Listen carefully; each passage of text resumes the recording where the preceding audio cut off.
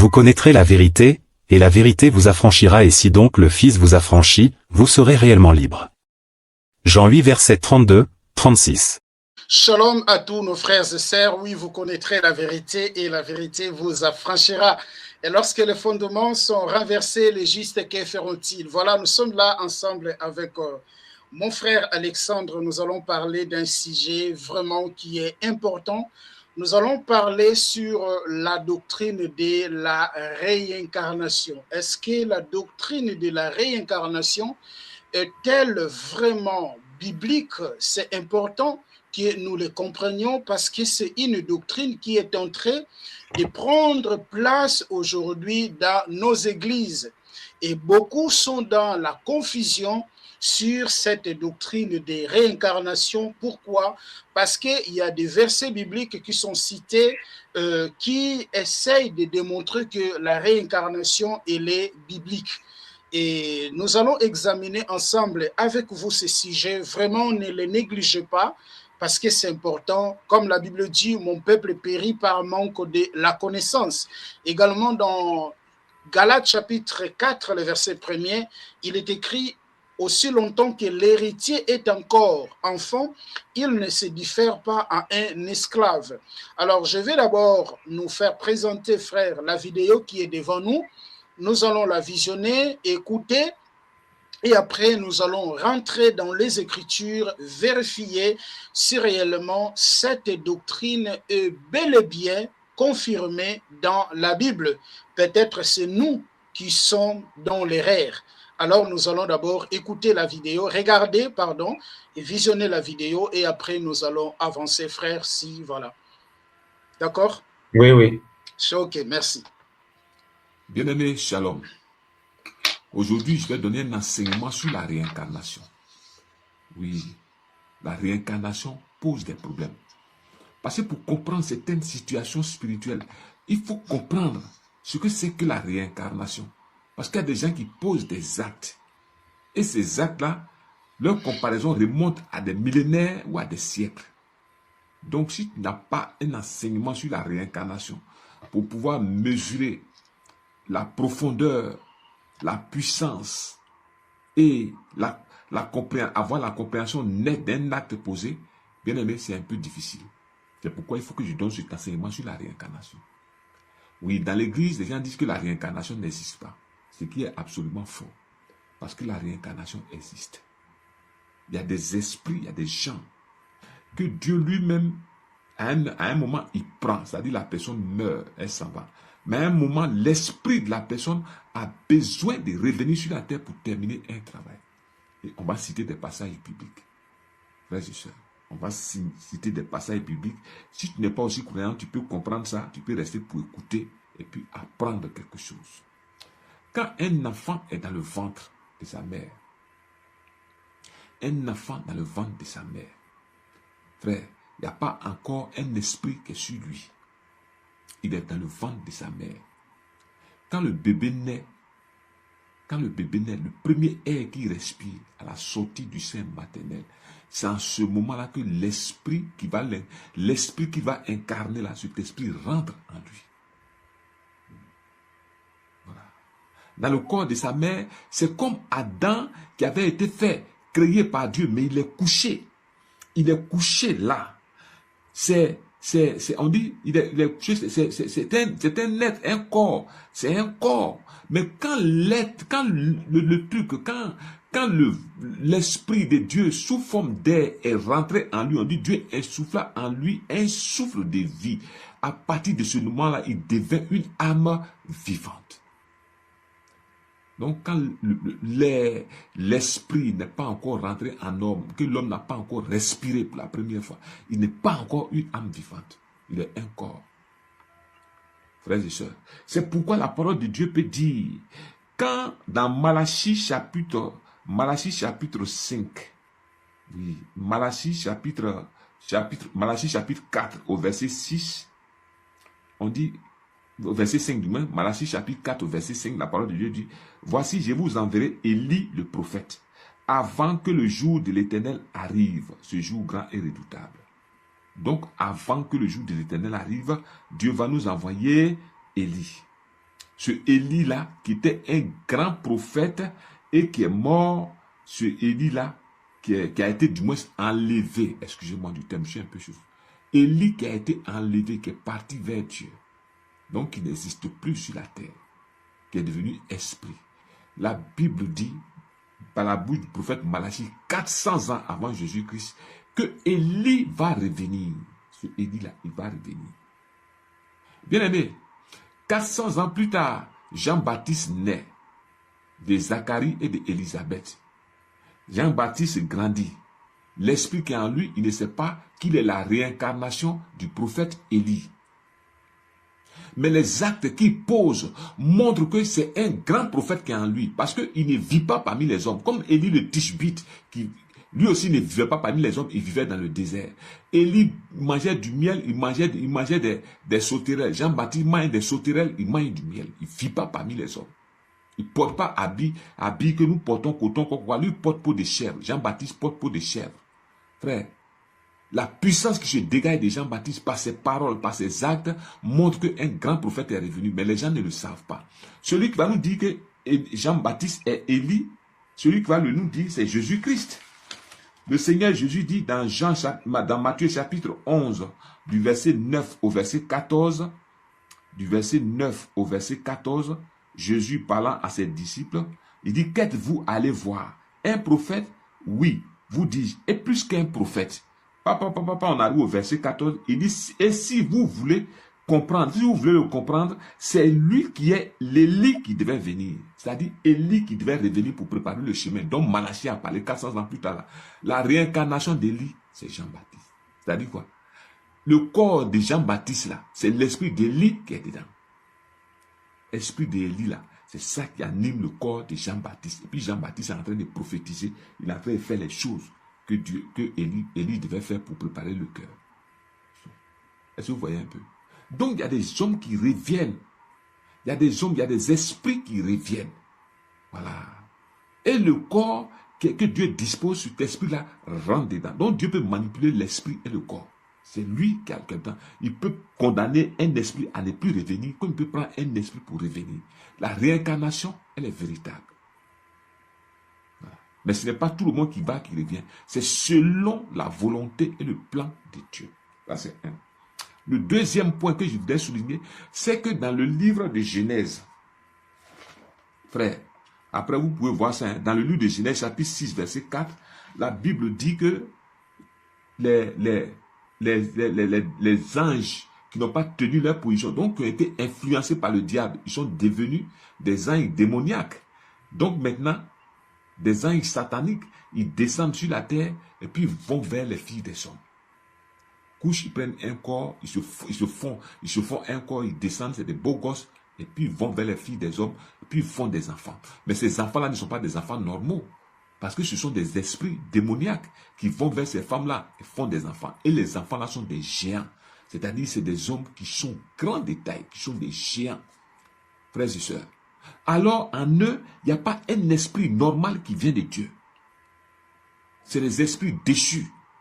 Et cet esprit déchu-là, lui aussi à son tour, quand il va grandir, il va se marier, il va se reproduire. Donc cet esprit déchu-là se reproduit. C'est cet esprit déchu-là qui donne, qui a fait quelqu'un, et ce quelqu'un-là, à la naissance, reçoit un esprit déchu, et un esprit déchu donne un esprit déchu. C'est pourquoi vous pouvez voir des hommes qui sont des gens comme les Hitler et autres. Des gens méchants. Ou des sorciers impénitents qui déciment toute une région. C'est un esprit qui engendre un esprit. Ils sont la réincarnation d'un autre esprit. Frère, ces esprits-là sont condamnés à errer sur la terre. Eux là, ils ne vont pas dans le séjour des morts, ils ne vont pas dans le sein d'Abraham. Ils sont condamnés, le ciel est fermé sur eux. Ils sont condamnés à errer sur la terre. Donc ces esprits-là se reproduisent. Ils prennent quelqu'un, ils se reproduisent, ils vont en quelqu'un, quelqu'un fait quelqu'un. Mais dans leur lignée là, c'est une lignée de mal. C'est une lignée qui fait le mal. C'est des gens qui ne peuvent pas faire du bien. Ils ne peuvent pas. Ils sont incapables de faire du bien. Ce sont des esprits errants. Donc c'est la réincarnation. Ils vont de mal en pire. Ils vont de mal en pire. Vous pouvez les voir aujourd'hui, il est dans un corps noir. Il agit bizarrement, terriblement, tueur, tant. Après, demain, tu le vois, c'est un blanc. Après, tu le vois, c'est un jaune. Parce qu'ils sont condamnés à errer. Donc la réincarnation existe. Il ne faut pas que quelqu'un dise que ça n'existe pas. La réincarnation existe. Les esprits auxquels Dieu a fermé les portes de sortie de la terre et de l'atmosphère pour entrer dans les portes spirituelles sont obligés de se reproduire sur la terre et de posséder des gens. Il y a des esprits aussi que Dieu envoie pour terminer une mission qui avait commencé et qui n'était pas terminée. Que Dieu nous bénisse. S'il y a des questions, vous pouvez me poser des questions. Et puis on va toujours continuer. Au nom puissant du Seigneur Jésus-Christ. Amen. Voilà, frère, nous allons examiner sur cette doctrine. Moi, je sais que cette doctrine, c'est une doctrine animiste. Parce que souvent, ce sont des animistes, ce sont des kémites qui croient à la doctrine des réincarnations. Mais on voit aujourd'hui la doctrine des réincarnations dans l'Église. Alors, nous allons examiner cela à la lumière des Écritures. On va voir des versets qu'il a donnés, l'exemple de Jean-Baptiste, parce que ça, c'est l'exemple clé pour une preuve clé pour ceux qui soutiennent voilà, cette doctrine des réincarnations. Déjà, mon frère, je vais commencer par ça. C'est quoi une réincarnation? Réincarnation, par définition, phénomène par lequel l'âme, après la mort physique, s'incarne à un nouveau dans un autre corps humain, ou successivement dans plusieurs, afin de poursuivre son évolution spirituelle. Donc, d'après la définition des réincarnations, la réincarnation, c'est le phénomène par lequel l'âme, après la mort physique, donc après la mort physique d'un être humain, l'être humain va s'incarner à nouveau dans un corps humain et ça peut se produire de plusieurs manières, ok, pour continuer son évolution spirituelle. C'est ça la définition qu'on nous donne par rapport à la réincarnation. Est-ce que cela est biblique? Prenons d'abord l'exemple, l'exemple qu'il a donné de Jean-Baptiste. Parce que Jésus, lorsque nous lisons Matthieu chapitre 11, le verset 14, Jésus va dire que Jean-Baptiste, il est Élie qui devait venir. Prenons d'abord cet exemple-là, parce que ça, c'est le verset clé. Mais avant que nous puissions arriver à la réponse de Jésus, où Jésus a dit que Jean-Baptiste, c'est Élie qui doit venir, qui devait venir, c'est Élie qui a été promis. Nous allons d'abord parler de la mission d'Élie. Qu'est-ce qui était la mission d'Élie? Parce que Jean-Baptiste, ce n'est pas la première personne qui a reçu l'esprit d'Élie. Selon la Bible, mais nous allons expliquer, la première personne qui a reçu l'esprit d'Élie, ou l'esprit d'Élie, qui a reçu l'esprit d'Élie, où les gens ont vu l'esprit d'Élie venir dans cette personne-là, c'est qui? C'est Élisée. Est-ce que, frère, vous pouvez nous aider de prendre 2 Rois chapitre 2? Oui. Commencer la lecture à partir de son verset 9 jusqu'au verset 15, s'il vous plaît, ou je peux même, en entendant vous lisez, je peux l'afficher ici. 2 Rois 2, à partir 2 Rois chapitre 2, à partir de son verset 9. Ok, je lis. Une fois qu'il eut traversé, Élie dit à Élisée, dis-moi ce que tu veux que je fasse pour toi avant d'être enlevé loin de toi. Voilà. Élisée répondit, qu'il y ait sur moi une double part de ton esprit. Élie dit, tu demandes quelque chose de difficile. Toutefois, si tu peux me voir pendant que je serai enlevé loin de toi, cela t'arrivera. Sinon, cela n'arrivera pas. Alors qu'il continuait à marcher tout en parlant, un chat et des chevaux de feu les séparaient l'une de l'autre. Et Élie monta au ciel dans un tourbillon. Élisée regardait tout en criant, mon père, chats et cavaliers, chats et cavalerie d'Israël. Puis il ne le vit plus. Il prit alors ses habits et les déchira en deux. Il ramassa aussi le manteau qu'Élie avait laissé tomber et répartit.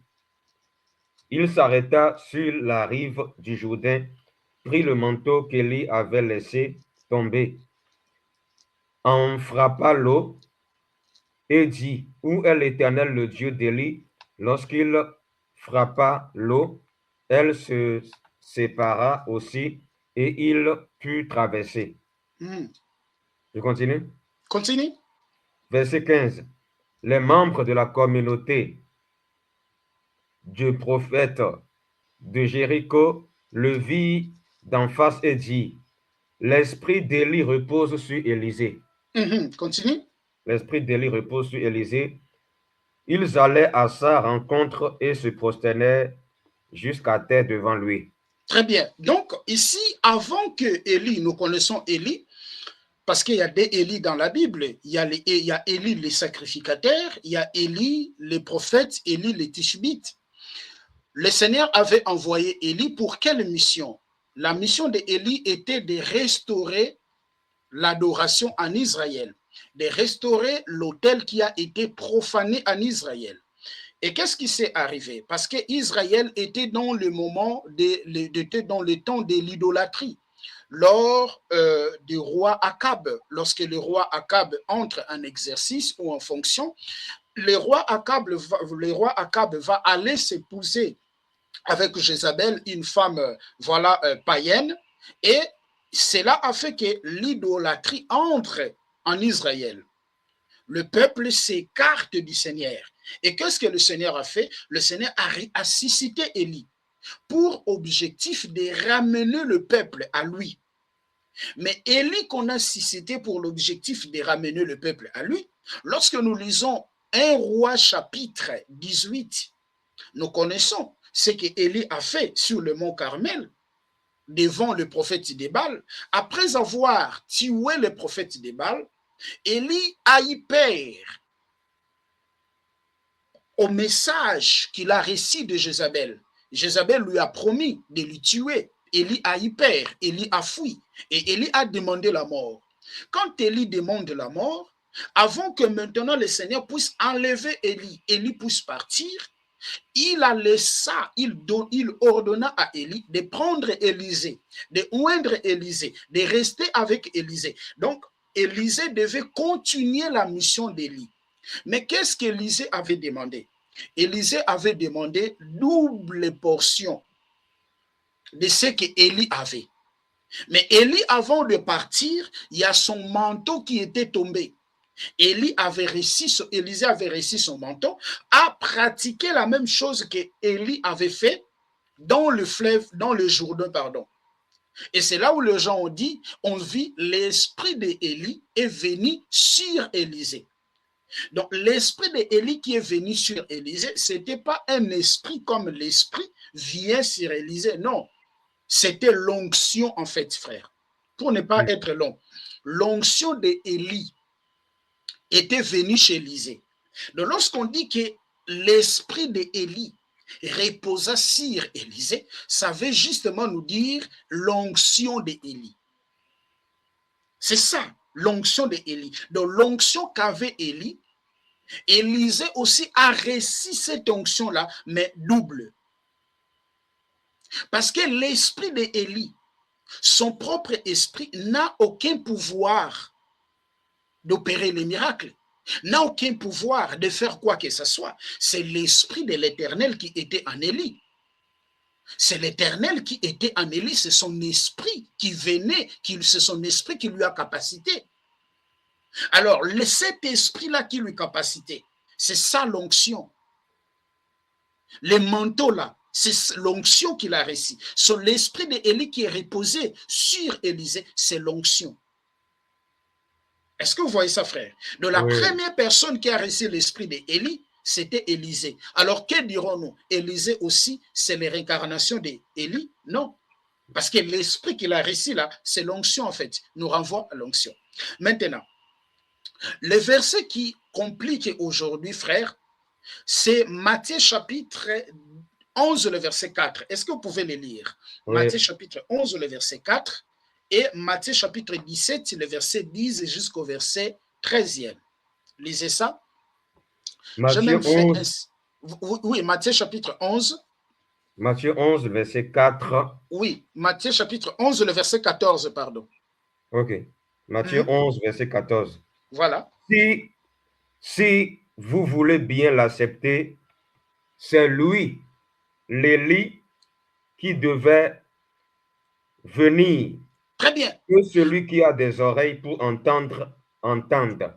Très bien. Donc, ici, Jésus va témoigner que Jean-Baptiste, c'est Élie qui devait venir. C'est là où les gens disent non, la réincarnation, elle est vraiment biblique. Pourquoi? Parce que Jésus même parle d'Élie qui est déjà mort, mais il dit que Élie qui doit venir. Donc, cet Élie-là, c'est Jean-Baptiste. Maintenant, je vais nous expliquer quelque chose. Est-ce que vous pouvez encore prendre Matthieu chapitre 17, le verset 10 jusqu'au verset 13? Ok. Matthieu 17, verset... Le verset 10 jusqu'au verset 13. Ok. Les disciples lui posaient cette question. Pourquoi donc les spécialistes de la loi disent-ils qu'Élie doit venir d'abord? Très bien. Jésus leur répondit, il est vrai qu'Élie doit venir d'abord et rétablir toutes choses. Mais je vous le dis, Élie est déjà venu. Très bien. Ils ne l'ont pas reconnu et l'ont traité comme ils ont voulu. Très bien. Donc, de même, continue. De même, le Fils de l'homme souffrira de leur part. Les disciples compris alors qu'il leur parlait de Jean-Baptiste. Voilà, ce sont des versets qu'ils prennent. Lorsqu'il dit les spécialistes de la loi ont dit que Élie doit venir, on fait allusion à Malachie chapitre 3, le verset 5. Mais regardez qu'est-ce qu'il nous dit Malachie chapitre 3, le verset 5. On va expliquer, frère. Voici, je vous enverrai Élie. Ça, c'est une promesse. Je vous enverrai Élie, les prophètes. Avant que le jour de l'Éternel arrive. Ce jour grand et redoutable. Il ramènera les cœurs des pères à leurs enfants et les cœurs des enfants à leurs pères. De peur que je ne vienne frapper le pays. Donc, on dit que le Seigneur va promettre, il enverra Élie. Mais ce n'est pas Élie physique d'abord. Il faut d'abord comprendre. Il enverra Élie, mais quelle est la mission? Qu'est-ce que Élie va faire? Élie va ramener les cœurs des pères aux enfants. Et c'est cette prophétie que les disciples ont répété dans Matthieu chapitre 17, le verset 10 jusqu'au verset 13. Cet Élie-là, c'est Jean-Baptiste. C'est là aussi ils disent que non, la réincarnation, elle est vraiment biblique. On voit Jean-Baptiste est venu avec l'esprit d'Élie. Donc c'est Élie, Jean-Baptiste a réincarné Élie. Mes frères, il y a une chose qui est là. Lorsque on questionne Jean-Baptiste, on a posé à Jean-Baptiste, il était qui? Est-ce que vous pouvez me prendre Jean chapitre 1er, le verset 21? Jean chapitre 1. Je ne sais pas si vous me comprenez. Jean chapitre 1er, le verset 21. Prends Jean chapitre 1er, le verset 21. Jean 1, verset 21. Oui. Il lui demandait, qui es-tu donc? Es-tu Élie? Et il dit, je ne le suis pas. Ah! Donc Jean-Baptiste, attends, Jean-Baptiste, on lui a posé la question. Voilà. Savoir si Jean, c'est lui Élie qui doit venir. Jean-Baptiste a dit, je ne le suis pas. Mais comment Jésus va dire que Jean c'est Élie? Si Jean lui-même ne reconnaissait pas qu'il était Élie, c'est là où il faut aller comprendre maintenant. Parce que Malachie chapitre 4, le verset 5 jusqu'au verset 6, ne parle pas d'un Élie physique. Est-ce que vous le voyez? Ne parle pas d'un Élie physique, mais parle de quelqu'un qui viendra avec la mission qu'avait Élie. Ne parle pas d'une réincarnation d'Élie, où Élie se réincarnera, non. Ou que l'âme d'Élie, parce que la verset n'a pas dit que l'âme d'Élie viendra sur Jean-Baptiste, non. Mais cela nous parle de la mission. Frère, prends-moi encore s'il te plaît, Luc chapitre 1er, le verset 17. Ok, Luc. Chapitre 1er, le verset 17. Luc 1er, verset Oui, 17. le verset 17. Il marchera devant Dieu avec l'esprit et la puissance d'Élie. Ah, voilà. Est-ce que vous voyez ça? Ça, c'est Jean-Baptiste. Lors de la naissance. Les cœurs. Continue. Voilà, il marchera devant Dieu avec l'esprit et la puissance d'Élie pour ramener le cœur des pères vers leurs enfants. Très bien. Voilà, et les rebelles à la sagesse des justes, afin de préparer pour le Seigneur un peuple bien disposé. Très bien.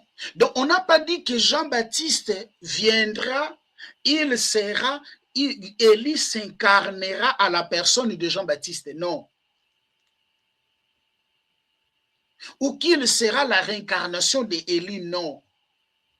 Mais quand on dit il marchera avec l'esprit d'Élie, cela justement veut dire ils auront les mêmes missions.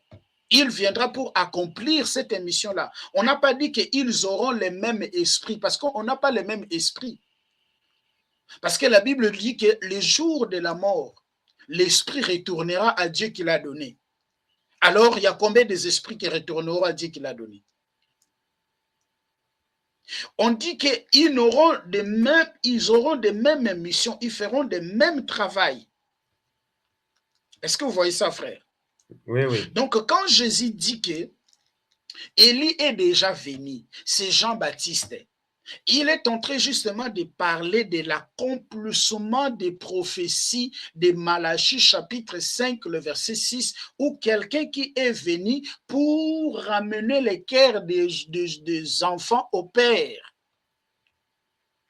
Pour que les gens croient, pour que les gens retournent au Seigneur. Jésus n'a pas dit que l'esprit d'Élie est revenu de nouveau. Non, il faut faire attention au langage de Jésus. Ce n'est pas une réincarnation, c'est l'accomplissement des prophéties. Voilà. Ce n'est pas une identité personnelle. C'est un langage qui est prophétique en fait. Il parle de la prophétie, mais il ne parle pas de la personne d'Élie qui est venue en Jean-Baptiste. Je ne sais pas si je me fais comprendre. Très bien, très bien. Voilà. C'était un prophète peut venir dans l'esprit. C'est pas une identité personnelle en fait. Donc, cet exemple-là d'Élie qui devait venir, et cet Élie-là, c'est Jean-Baptiste, c'est faux. Sur cela, je fais même ici les slides pour expliquer cela. Parce que Jean-Baptiste lui-même, on lui a posé la question, il a dit, c'est pas moi. C'est pas moi. Lorsque Jésus parle que Jean-Baptiste et c'est Élie qui devait venir, c'est pour parler de la mission de Jean-Baptiste. Par rapport à la prophétie de Malachie chapitre 4, le verset 5 jusqu'au verset 6e, ce n'est pas l'identité, ce n'est pas Élie qui s'est incarné en Jean-Baptiste. Non, ça n'a pas de sens en fait. Vous voyez ça, frère? Oui, oui.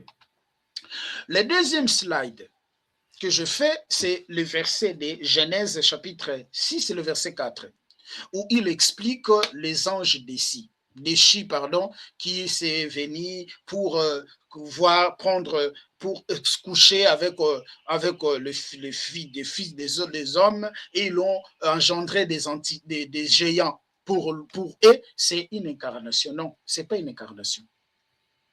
Ce n'est pas une preuve d'incarnation. Parce que ce passage ne parle ni d'âmes qui reviennent, ni de la renaissance après la mort, qui est totalement différent de l'incarnation. Quand une âme meurt, elle revient dans un autre corps. C'est ça qu'on nous explique, la réincarnation. Mais ce passage de Genèse chapitre 6, le verset 4 ne nous dit pas ça. Parce que la réincarnation, lorsque une âme meurt, elle revient dans un autre corps où elle vit. Il peut vivre plusieurs, il peut vivre plusieurs fois. Cette âme-là qui est morte, qui est revenue. Or, en réalité, ce n'est pas ça qu'on nous parle dans Genèse chapitre 6, le verset 4. Ça, vous pouvez lire à la maison pour qu'on ne soit pas rapide, pour qu'on soit pas, on ne traîne pas là-dedans. C'est pour cela que je fais ça. Il y a beaucoup de points qu'on doit développer, parce qu'après, je dois parler les dangers qui sont derrière cette doctrine. Et on va voir quelle était la croyance du Jean de l'Ancien Testament. Et quelle est la croyance de Jésus-Christ?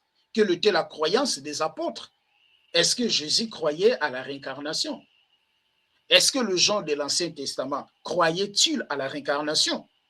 Un autre verset aussi qu'ils prennent, c'est Ésaïe chapitre 63. Ils prennent le verset 1er jusqu'au verset 16.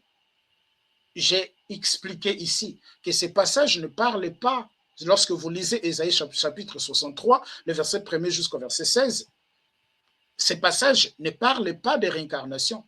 C'est un passage qui parle du jugement. Ce passage décrit une figure divine ou messianique. Si vous le lisez clairement à la maison, ce n'est pas une preuve de réincarnation. Je passe. Ça, vous pouvez lire à la maison. Un autre verset aussi, frères, qu'ils prennent, c'est Matthieu chapitre 16, le verset 13 jusqu'au verset 14. Lorsque Jésus posa la question à ses disciples, qui dites-vous que je suis? Qui dites-vous que je suis? Vous verrez qu'il y a eu des questions, il y a eu des réponses mitigées. Il y a ceux qui ont dit que non, tu es Élie, tu es Jérémie. Vous connaissez, non, ce verset? Tu es Élie, tu es Jérémie, tu es l'un des prophètes. C'est là où ils disent aussi que Jésus, ils prennent aussi cette version-là pour dire qu'en Jésus, il y avait les esprits, en fait, des prophètes. Donc, Jésus incarnait les esprits des prophètes. Or, ici, la réponse, c'était une question. Pardon, le sujet, c'était une question. Et la réponse, ce n'était pas une confirmation. Les gens tâtonnaient, en fait. Vous voyez? Les gens tâtonnaient. Ce n'était pas une confirmation. Parce que Jésus, il est l'auteur, il est le Père des esprits. Étant le Père des esprits, ben, il fera quoi avec l'esprit d'Élie? C'est lui qui donne la puissance. C'est lui qui donne la puissance. Jésus n'est pas la réincarnation d'Élie. Jésus n'est pas la réincarnation de Jérémie. Jésus n'est pas la réincarnation d'un prophète, quoi que ce soit, non. Lorsque nous prenons 1 Pierre chapitre 1er, le verset 10 jusqu'au verset 11, qu'est-ce qu'on nous dit? Les prophètes qui ont prophétisé, ils ont touché la grâce qui nous ont été réservés. Ils étaient conduits par l'Esprit de Christ qui était en eux. Je pense que vous connaissez ces versets, frères. C'est l'Esprit de Christ qui était dans ce gens qui enseignait. C'est l'Esprit de Christ. Parce que lui dit, tiens, Jérémie, et certains voient, j'ai tout écrit à la maison, les frères et sœurs peuvent prendre le temps et de lire. Non, ça ne veut rien dire en fait. Ça ne veut rien dire. Même quand Jésus arrive dans le verset, je pense c'est le verset 17, où Elle a dit à Pierre, mais vous maintenant, toi, Pierre a dit, puis quand Pierre a dit, tu es le fils du Dieu très haut. Jésus n'a pas dit à Pierre que tu as menti. Pierre n'a pas dit que non, nous avons réussi la révélation, tu es le prophète Élie ou tu es le prophète Jérémie. Vous voyez ça, frère? Oui, oui. Donc, ce sont des versets que les gens ramassent pour appuyer cette doctrine. Alors, cette doctrine de la réincarnation contredit la Bible. Parce que la réincarnation, par définition, phénomène par lequel l'âme, après la mort physique, s'incarne à nouveau dans un autre corps humain, ou successivement dans plusieurs. Donc, lorsque l'âme meurt, cette âme-là peut s'incarner dans un autre corps nouveau. Et il peut s'incarner dans plusieurs corps, afin de poursuivre une vie spirituelle. C'est ça que cette doctrine enseigne. Et ils vont aller ramasser des versets bibliques par-ci, par-là, sans chercher de comprendre les contextes, sans avoir l'esprit de l'écriture, sans avoir l'esprit de la révélation, pour dire que voilà, c'est une doctrine biblique. Non, ce n'est pas une doctrine biblique. Dans Hébreux chapitre 9, le verset 27, il est réservé aux hommes de mourir une seule fois, après quoi vient le jugement. Ce verset est plus direct. On parle d'une seule vie. Voilà. Une seule mort, puis le jugement. On ne parle pas de l'âme qui va se répéter, non. Lorsque vous prenez Luc chapitre 16, le verset 19 jusqu'au verset 31, je fais comme ça parce qu'on n'aura pas le temps de tout lire, sinon on va rester longtemps. Jésus nous parle de l'histoire des riches et Lazare. Vous verrez que chacun gardait son identité. Hein? Lazare gardait son identité. Les riches aussi gardaient son identité. Les riches même a demandé que Jésus puisse envoyer Lazare, que le Père Abraham puisse envoyer Lazare pour venir dans ce monde, pour alerter ses frères il a laissé ses frères pour les alerter de ne pas aller là-bas. Qu'est-ce que Jésus a dit? Qu'est-ce que la Bible nous dit? Ils ont les prophètes, ils ont Moïse. Si la réincarnation était-elle possible,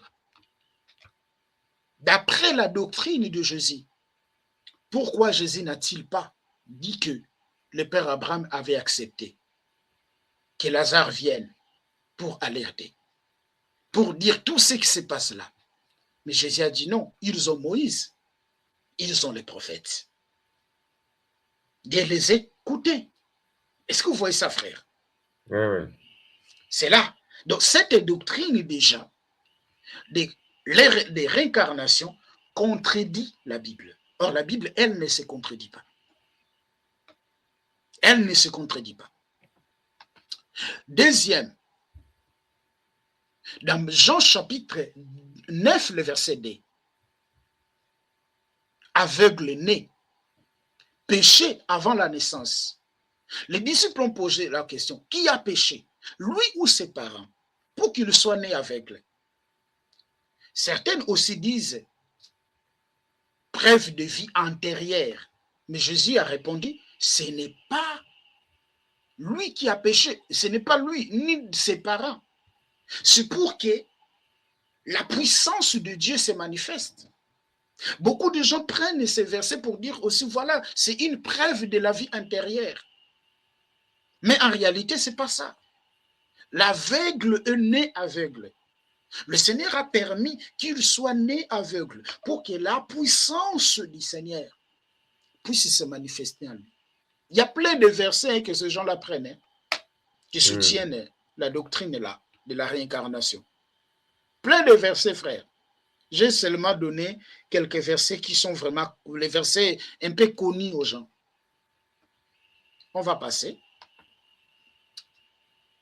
Ces versets, cette doctrine même déjà, contredit encore 1 Thessaloniciens chapitre 4, le verset 14 jusqu'au verset 18.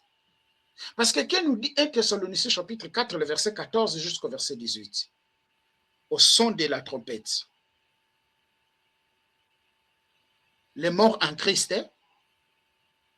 ressusciteront. On n'a pas dit que non, les gens vont se réincarner, non. Apocalypse chapitre 20 nous parle que nous serons devant, les gens seront devant Dieu, devant celui qui est assis sur le trône pour être jugé. La doctrine biblique, la doctrine enseignée par le Seigneur Jésus-Christ, pérennisée par nos apôtres, par les apôtres, nous parle 1 de la mort physique, 2 de l'attente dans le séjour des morts, là où étaient Abraham et Lazare, ils resteront là-bas, et il y a la résurrection. Parce que les morts en Christ vont se ressusciter, et il y a aussi la résurrection dernière. Il y a la dernière résurrection, où les gens aussi vont ressusciter pour être jugés. Ceux qui seront devant le trône blanc, pour être jugés. C'est ça la Bible nous parle. Mais pas une nouvelle vie sur terre, non. On aura une nouvelle vie sur on reviendra après la résurrection, on va ressusciter d'après 1 Thessaloniciens chapitre 4, le verset 14 jusqu'au verset 18, et d'après Apocalypse chapitre 21, on nous parle de Nouvelle Jérusalem. Mais ça, c'est pas un corps comme ça, c'est pas un esprit, mon esprit va prendre un corps, va prendre un corps, va prendre un corps, non. Lorsque vous prenez aussi 2 Corinthiens chapitre 5, vous lisez même le verset 1er jusqu'au verset 10, Paul dit, est-ce que vous pouvez le lire, frère, s'il te plaît? Je ne sais pas si je me fais comprendre par rapport à mon exposé. Prends 2 Corinthiens chapitre 5, lisez à la maison. Ici, j'avais mis seulement le verset 10, mais prends le verset 1er jusqu'au verset 4e, par exemple. 1 Corinthiens 5. Oui, 2 Corinthiens 5, pardon. 2 Corinthiens 5. Verset. Le verset 1er jusqu'au verset 3e. Nous savons en effet que si notre habitation terrestre, qui n'est qu'une tente, est détruite, nous avons dans le ciel un édifice qui est l'œuvre de Dieu, une habitation éternelle qui n'est pas faite par la main de l'homme. Ah voilà, donc lorsque notre corps physique sera détruit, Dieu nous donnera quoi? Une autre habitation au ciel, qui n'est pas fait de main d'homme. On n'a pas dit que lorsque notre corps sera détruit, on reviendra encore sur terre pour habiter dans un autre corps qui est le corps de ce monde. Est-ce que vous voyez ça? Oui, oui. À la maison, vous pouvez tout lire. Alors, le verset 10 dit, de toujours de 2 Corinthiens chapitre 5, dit que nous allons comparaître tous devant le tribunal de Christ pour être jugés, afin que chacun reçoive selon le bien ou le mal qu'il aurait fait dans son corps. La responsabilité liée à une seule vie. Bon, si nous serons jugés, frères, afin que chacun reçoive ce qu'il a fait dans son corps, alors, frère, imagine que tu es revenu 2 fois. Élie est revenu 2 fois, donc il y aura 2 châtiments. Il y aura 2 jugements, parce qu'il est revenu 2 fois. Non.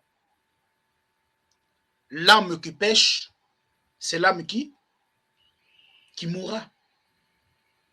L'âme qui pêche, c'est l'âme qui mourra. Cette âme-là ne reviendra pas 2 fois. L'expérience, c'est une seule fois. C'est ça que la Bible reconnaît. C'est ça que la Bible reconnaît. Ecclésiaste chapitre 12, le verset 7. Parlons un peu des gens de l'Ancien Testament. Les gens de l'Ancien Testament ne croyaient pas à cette doctrine de réincarnation. Leur croyance était que lorsque quelqu'un meurt, Ecclésiaste chapitre 12, le verset 7, le corps va se retourner en poussière et l'esprit va retourner à Dieu qui l'a donné.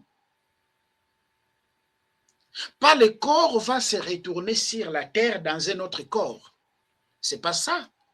Ecclésiaste 12, le verset 7 nous dit. Et Job chapitre 7, le verset 9 à 10, Job dit que c'est lui qui descend au séjour des morts ne remontera plus. Il ne reviendra plus dans sa maison. Vous voyez que c'est une doctrine qui est opposée à beaucoup de versets bibliques, frère. À beaucoup de versets bibliques. À cause d'une interprétation erronée. C'est une affirmation claire qu'il n'y a pas le retour à vie terrestre. Dès Samuel chapitre 12, le verset 23, David parla de son enfant qui est décédé. Je vais vers lui, mais il ne reviendra pas vers moi. Est-ce que vous pouvez le lire, frère? Dès Samuel chapitre 12, le verset 23. Dès Samuel 12, verset 23. 12, 23.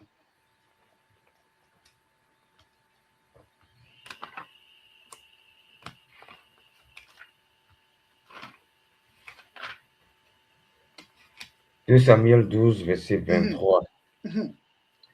Maintenant qu'il est mort, pourquoi jeûner? Puis-je le faire revenir? C'est moi qui irai le retrouver. Très bien. Mais lui ne reviendra pas vers moi. Ah! Donc, c'est clair. On a dès Samuel chapitre 12, le verset 23. Je vais même ici l'afficher. Voilà. Il n'y a pas de... Oui. Il n'y a pas de... Il n'y a pas Pardon? de... Vous dites? Selon ce verset, oui. Il n'y a pas de réincarnation. Il n'y en a pas de réincarnation.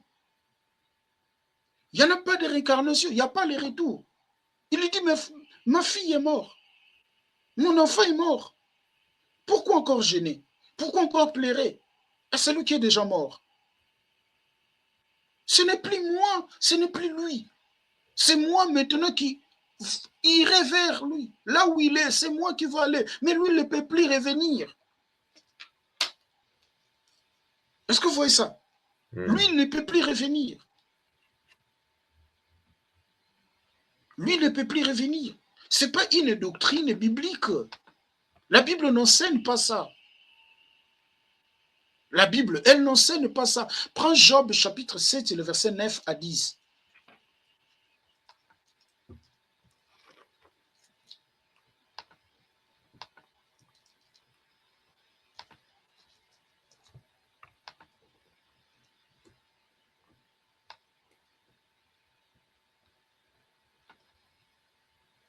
Job 7. Oui, le verset 9 à 10.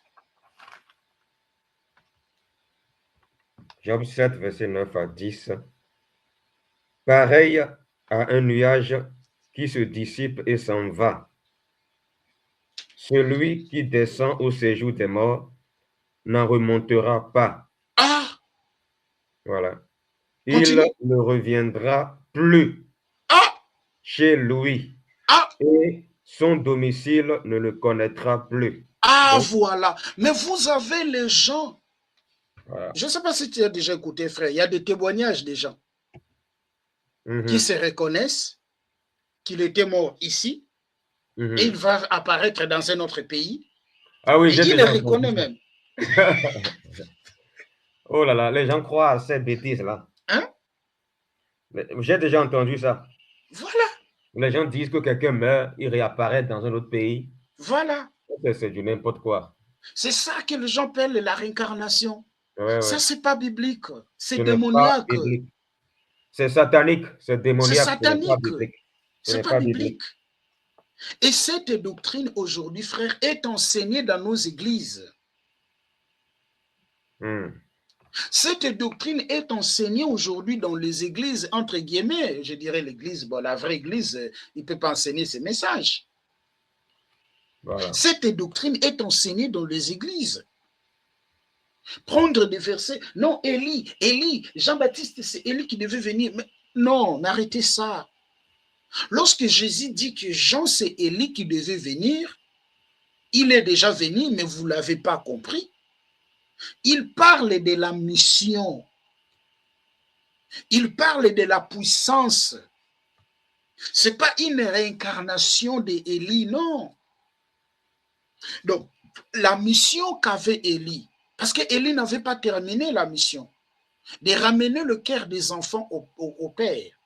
Comme Jésus, il doit venir faire son entrée, alors Dieu va susciter encore Jean-Baptiste pour que Jean-Baptiste prépare le chemin. Or, l'objectif, c'était de ramener le cœur des enfants au Père.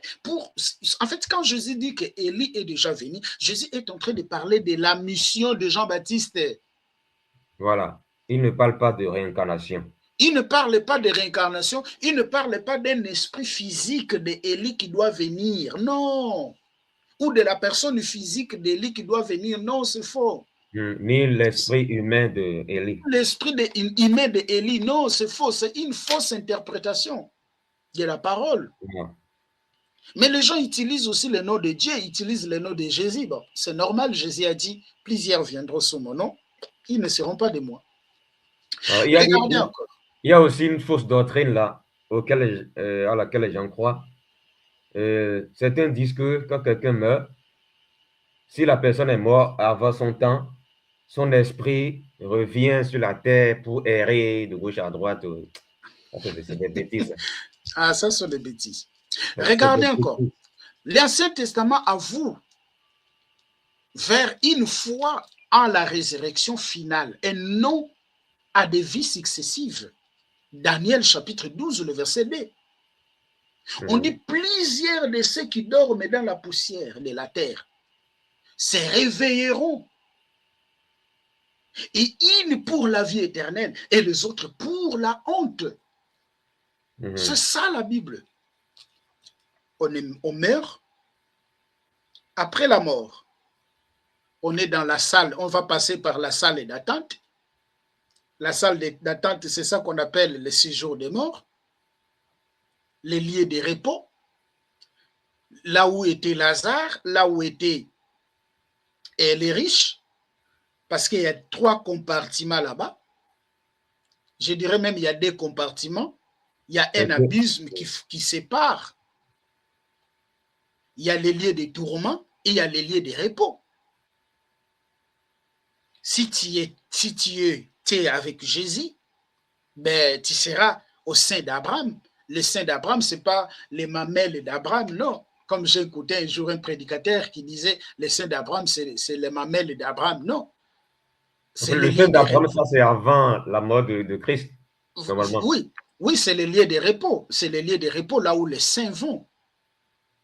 Là où les saints vont. Mais après la mort et la résurrection de Jésus, ceux qui meurent en Christ, ils vont auprès du Seigneur. On va expliquer, on va parler de ça. Donc, c'est ça, en fait, la pensée, en fait, de l'Ancien Testament. Voilà, la pensée de l'Ancien Testament. Quand quelqu'un meurt, il va dans le repos. Et après ça, il va se ressusciter. Donc, on parle de la mort, on parle de l'attente, on parle de la résurrection finale, on parle du jugement. C'est ça. Donc, même l'Ancien Testament ne parle pas de la réincarnation. Je peux prendre aussi Genèse chapitre 25, le verset 8. Abraham fut recueilli auprès de son père. C'est l'idée de continuité, pas de transformer à une autre personne. Lorsqu'Abraham était enterré, il a été accueilli auprès de ses ancêtres. C'est ça que le Nouveau Testament nous dit. C'est ça que l'Ancien Testament nous dit. Mais cela n'est pas, on n'a pas dit qu'Abraham reviendra encore. Il y a aussi les gens qui pensent que Exode chapitre 20, le verset 5 aussi, c'est une réincarnation. Pourquoi? Parce que Dieu dit, pourquoi certains pensent, voilà, que c'est une réincarnation? Parce que Dieu dit que la bénédiction ou la malédiction sera transmise aux générations à génération. Ça, ce n'est pas une preuve. Ça, c'est justement une métaphore. Est-ce que vous pouvez prendre Exode chapitre 20, le verset 5? Exode 20, verset 5. 5.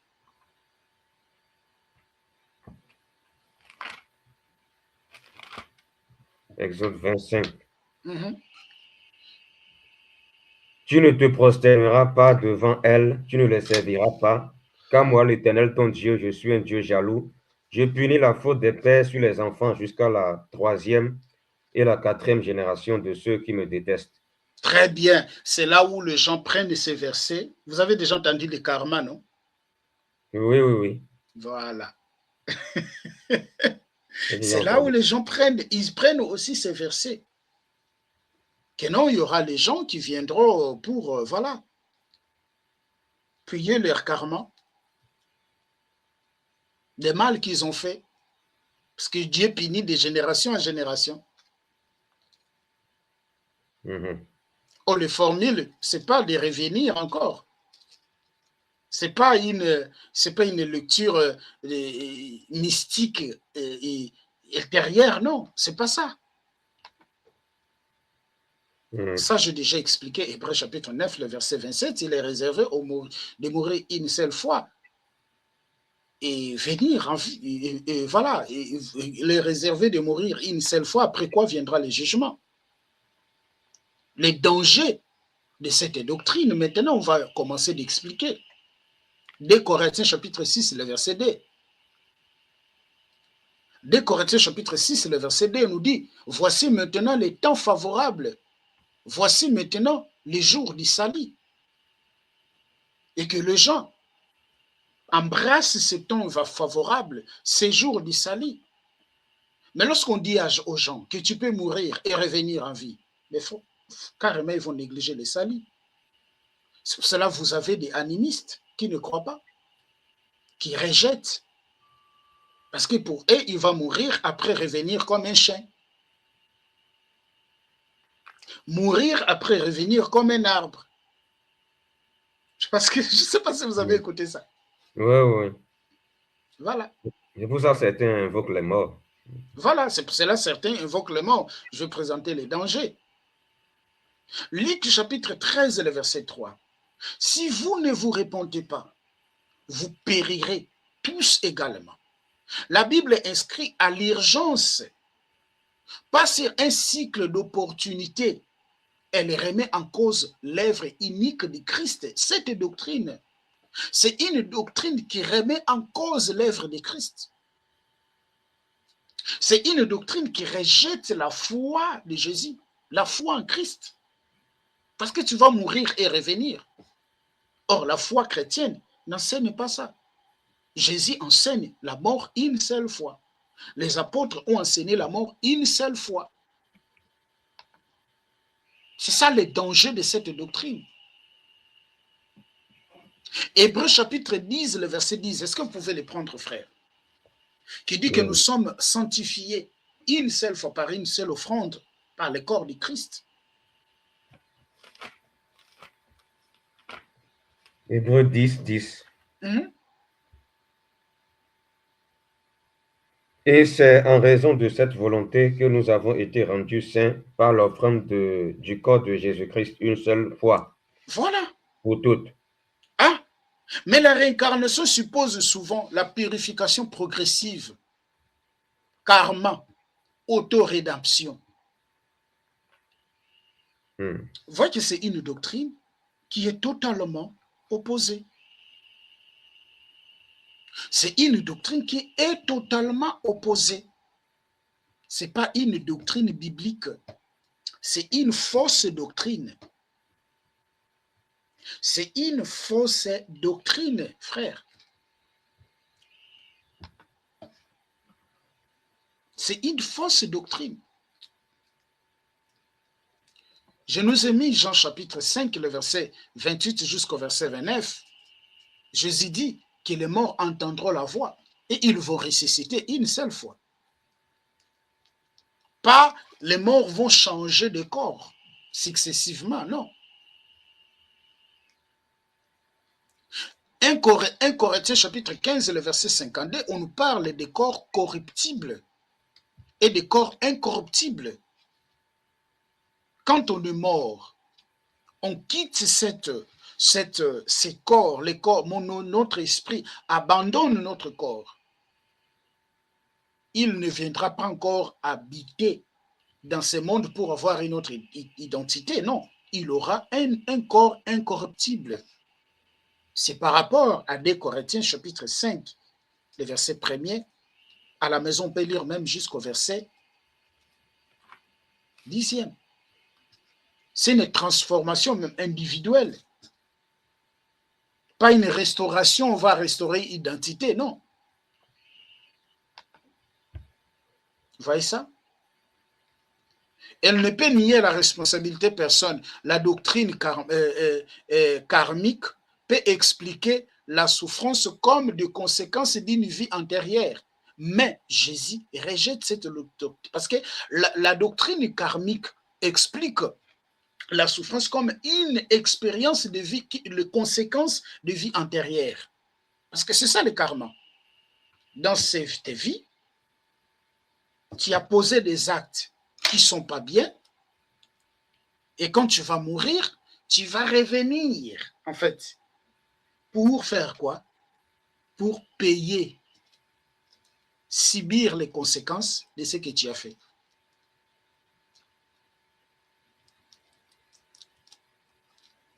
Est-ce que vous voyez ça, frère? Or, Jean chapitre 9, le verset 2 à 3, ils ont posé la question à l'aveugle. Je vous ai déjà parlé de ça. Qui a péché? C'est lui ou c'est son père? Jésus a dit ce n'est lui, ni ce père, mais pour que la puissance de Dieu se manifeste en lui.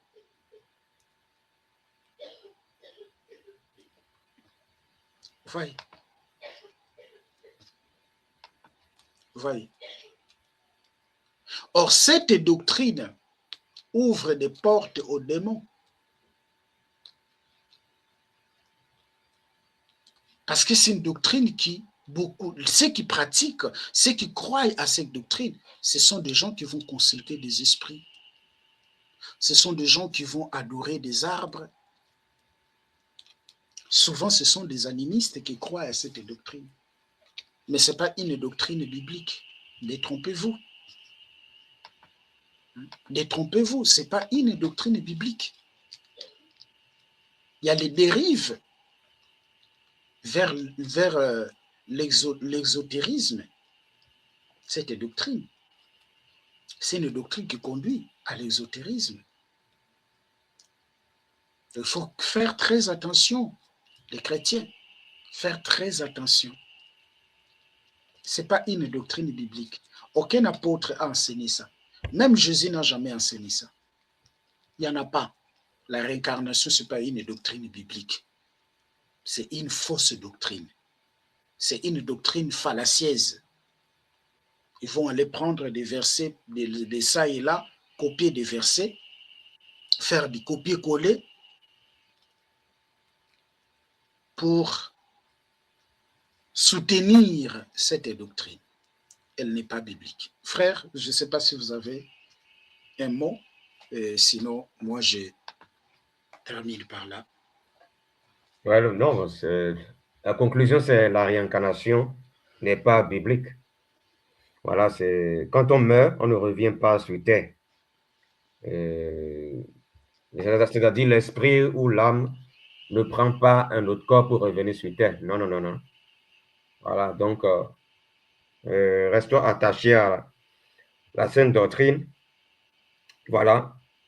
Que ce soit dans l'Ancien Testament ou dans le Nouveau, la réincarnation n'est pas dans la Bible. Ça n'existe pas. Voilà. L'invocation des morts n'existe pas aussi. Voilà pourquoi quand Saül a voulu invoquer le prophète Samuel qui était mort, c'est l'une des raisons pour lesquelles Dieu a fait tuer le roi Saül. Voilà, selon Chronique 10, 13. Donc, quand on meurt, on ne revient plus en fait. On ne peut plus revenir. Voilà. Certains pourront utiliser un Samuel 28 pour dire que quand la sorcière a invoqué Élie qui était dans le séjour des morts, et il est revenu. Mais ça, c'était l'ancienne alliance. Mais aujourd'hui, là, Jésus a les clés du séjour des morts dans ses mains. Voilà. Jésus a les clés du séjour des morts aujourd'hui dans ses mains, comme il le dit dans l'Apocalypse. Donc, un mort ne peut pas revenir sur terre. Non, c'est pas possible. C'est pas possible, en fait. Quand on meurt, c'est tout, en fait. On revient pas sur terre dans un corps. Non, non, non. Voilà. Parce que les gens pourront utiliser un Samuel 28 pour dire que quand la sorcière a invoqué Samuel, qui était mort, Samuel est remonté. Voilà. Voilà, ça. je connais ce passage-là. Ça. Ça ne parle pas de réincarnation. Ouais. Ça ne parle pas de réincarnation. Voilà. Et en plus, là, Christ n'était pas encore mort. Mais aujourd'hui, là, un mort ne peut pas revenir sur terre comme ça s'est fait au temps de 1 Samuel 28 dans l'Ancien Testament. Non, non, non, parce que Christ a la clé du séjour des morts dans ses mains. Comme il le dit dans Apocalypse 1, je détiens les clés de la mort et du séjour des morts. Donc, quand quelqu'un meurt, c'est fini. C'est fini. C'est fini. Il ne revient plus. Oui.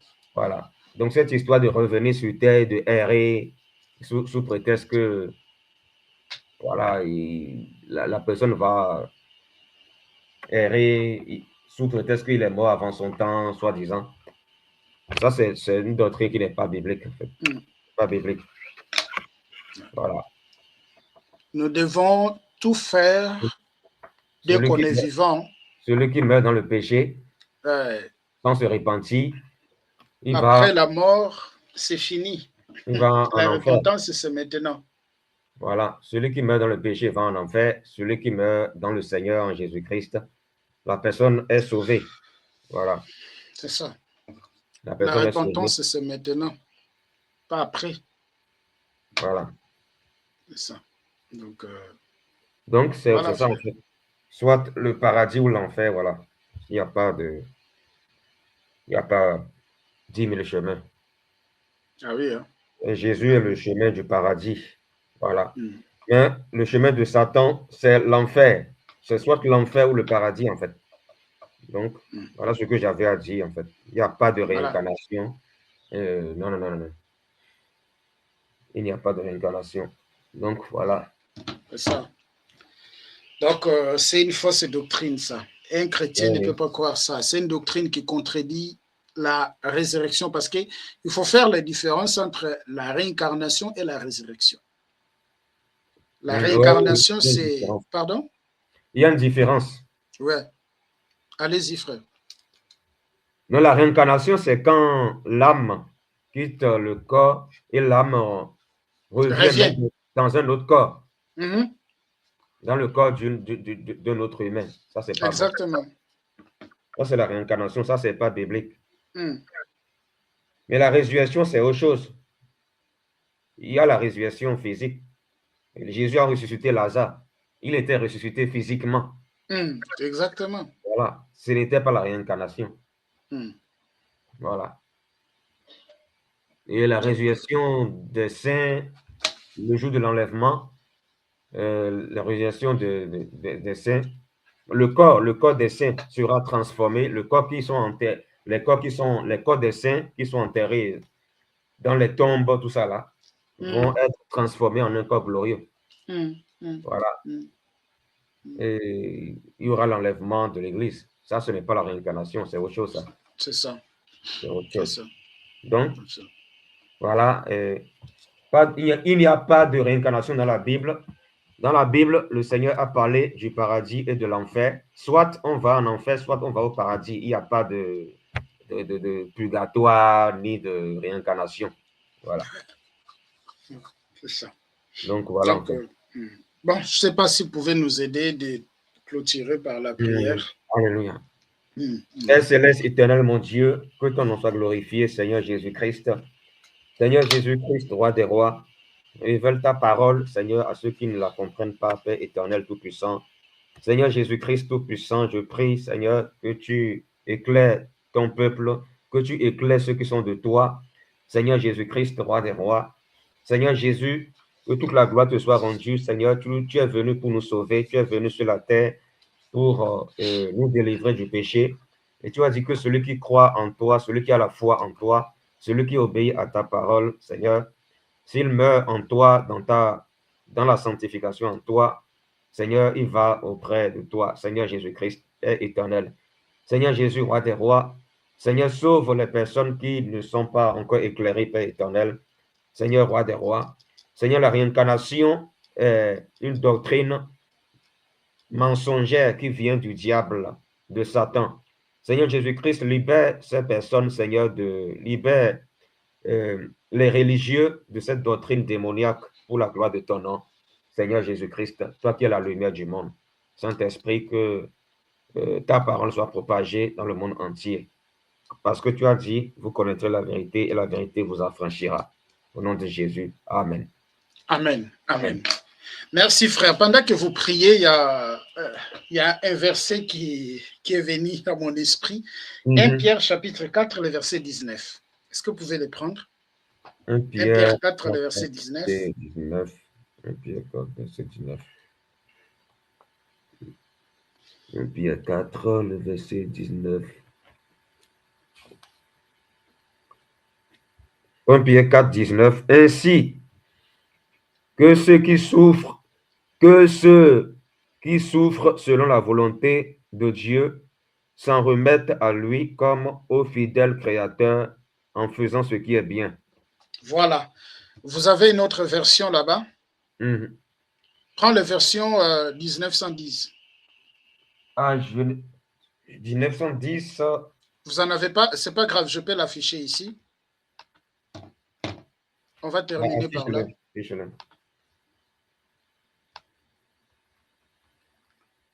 1 Pierre 4, le verset 1 Pierre 19. 4, 19. 1 Pierre chapitre 4, verset 19. Voilà, ça est là. On dit, ainsi que ceux qui souffrent selon la volonté de Dieu remettent leur âme au fidèle Créateur en faisant ce qui est bien. Donc, ceux qui souffrent dans ce monde après la mort, ils remettent, les gens qui souffrent avec le Seigneur, dans le Seigneur, lorsqu'ils vont mourir, ils vont remettre leur âme au fidèle Créateur. Ils ne vont pas venir dans le monde parce qu'ils étaient faiseurs de bien, non. Est-ce que vous voyez ça? Voilà. Oui, je vois. En fait, là, c'est plus clair, en fait. Voilà, c'est plus clair. C'est pour cela que je vous avais demandé de prendre Louis II 21, c'est pas écrit 1910 ou pas? Je ne sais pas si c'est 1910. Non, 1910, c'est la version ancienne. Ah, ok. Ouais. C'est ce que moi j'ai. Oui, c'est ça, oui. C'est ça. Ouais, ici c'est plus clair sur l'écran. C'est plus clair, oui. Voilà, ceux qui souffrent selon la volonté de Dieu remettent leur âme au fidèle Créateur. Voilà. Donc l'âme, c'est ça, l'âme va les... C'est pas qu'ils reviendront encore, non, mais ils remettent leur âme va au vers le Créateur. S'il meurt en Christ. C'est ça. Voilà, le Créateur direct. C'est ça. Donc, pour le paradis. Alléluia. Oui, c'est ça. Merci à tous, que le Seigneur vous bénisse. Et nous nous retrouvons dans notre prochaine vidéo. Et soyez abondamment bénis et veuillez partager à beaucoup plus de personnes. Et soyez sur vos gardes, surtout parce que nous sommes en train de vivre les moments de la séduction. Il faut faire vraiment très attention à votre foi parce qu'on ne peut pas négocier la foi. La Bible dit dans les derniers temps, il y aura des doctrines des démons. Et ces doctrines seront véhiculées par des pasteurs, par des apôtres. Et si vous n'avez pas la connaissance, vraiment, ça va être terrible. Et lisez vos Bibles, Et voilà. Merci frère et merci à tous et soyez abondamment bénis. On se dit à la prochaine. Merci. Likez la vidéo si elle vous plaît, et si vous êtes nouveau sur la chaîne, n'oubliez pas de vous abonner et d'activer la cloche de notification afin de ne rater aucune de nos vidéos.